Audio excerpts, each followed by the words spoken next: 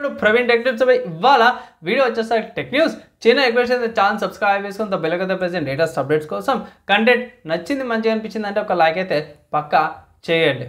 So friends, first చూసుకుంటే మాత్రమే మన పోకో నుంచి అన్నమాట. సో పోకో వాళ్ళు Poco M7 Plus 5G smart phone అయితే అఫీషియల్గా సేల్ అయితే స్టార్ట్ అయిపోయింది. ఇన్ కేస్ ఒకవేళ అయితే మీరు పర్చేజ్ చేసుకోవాలంటే స్మార్ట్ ఫోన్ ఫ్లిప్కార్ట్లో అవైలబుల్ ఉంది. ఫ్లిప్కార్ట్ నుంచి కూడా మీరు పర్చేజ్ అయితే చేసుకోవచ్చు అన్నమాట. నెక్స్ట్ చూసుకుంటే వివో నుంచి అన్నమాట. సో వివో వాళ్ళ V60 5G స్మార్ట్ ఫోన్ కూడా అఫీషియల్గా సేల్స్ అయితే స్టార్ట్ అయిపోయినాయి అన్నమాట. ఈ స్మార్ట్ ఫోన్స్వి కూడా ఇన్ కేస్ ఒకవేళ అయితే మీరు పర్చేజ్ చేసుకోవాలంటే ఈ స్మార్ట్ ఫోన్ ఫ్లిప్కార్ట్ అవైలబుల్ ఉంది. ఫ్లిప్కార్ట్ నుంచి మీరు పర్చేజ్ అయితే చేసుకోవచ్చు. నెక్స్ట్ స్మార్ట్ ఫోన్ చూసుకుంటే మాత్రమే రెడ్మీ నుంచి అన్నమాట. So Redmi 15 5G smart phone అఫీషియల్గా లాంచ్ అయిపోయింది. 7,000 mAh బ్యాటరీ, స్నాప్డ్రాగన్ 6 Gen 3 ప్రాసెసర్తో పాటు కూడా వస్తుంది. ప్రైస్ చూసుకుంటే ఇక్కడ బేస్ వేరియంట్ ఏదైతే ఉందో 6GB RAM 128GB storage variant వచ్చేసి 15,000 రూపాయల ప్రైస్తో పాటు కూడా వస్తుంది అనమాట. నెక్స్ట్ సాఫ్ట్వేర్స్కి సంబంధించి న్యూస్ చూసుకుంటే మాత్రమే గూగుల్ డాక్స్ నుంచి అనమాట. సో గూగుల్ డాక్స్లో కొత్తగా జెమినై ఫీచర్ని అయితే తీసుకొచ్చినప్పుడు దీనివల్ల బెనిఫిట్ ఏమవుతుందంటే మనం ఏదైతే ఇన్ఫర్మేషన్ ఉంటుందో అది వినగలుగుతామంట ఏ ద్వారా. సో చూడాలి ప్రస్తుతానికి ఎంతమందికి వస్తాయి అవి ఒకసారి చెక్ చేసుకోండి గూగుల్ డాక్స్ యూజ్ చేసే వాళ్ళు.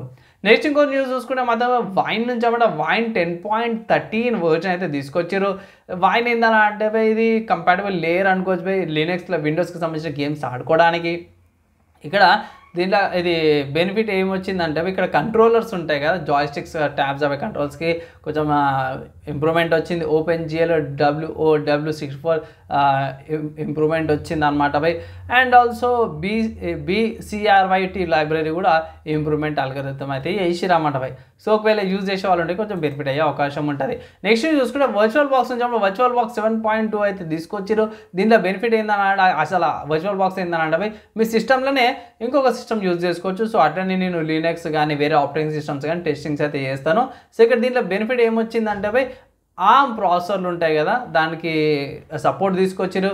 UI and Linux 6.16 6.17 colonel support కూడా వచ్చింది.